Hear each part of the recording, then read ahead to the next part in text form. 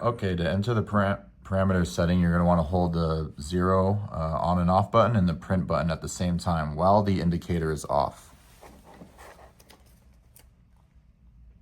Until you see configuration come up, and then you'll take your fingers off of it. This is going to be the capacity, but with the divisions. So we want this to be 2000.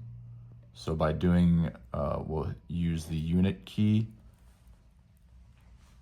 to toggle and change the number. Hit the print and hold to move the decimal or the digit to the right. Now that we have it at 2000, we're going to hit the tare button to enter. At C2, we want this to be 2500.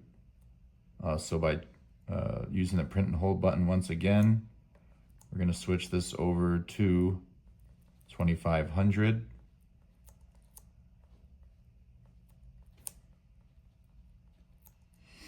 There we have it there. And then hit tare to enter. Our C3 is going to be our divisions. We want to leave that at 2. So we'll hit tare. And finally, our C4 is going to be the decimal place position we'll see, and that'll be 1, and we want to leave it there.